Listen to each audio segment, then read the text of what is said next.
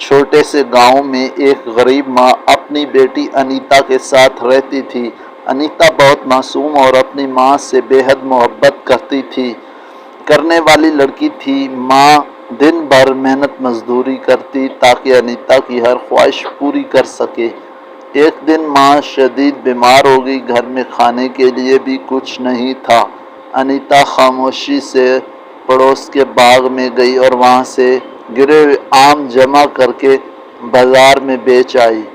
جو تھوڑے سے پیسے ملے ان سے دوا اور روٹی خرید لائی۔ ماں نے حیران ہو کر پوچھا، بیٹی یہ سب کہاں سے لائی ہو؟ انیتا مسکرا کر بولی، امی آپ ہمیشہ میرے لیے محنت کرتی ہیں، آج میری باری تھی۔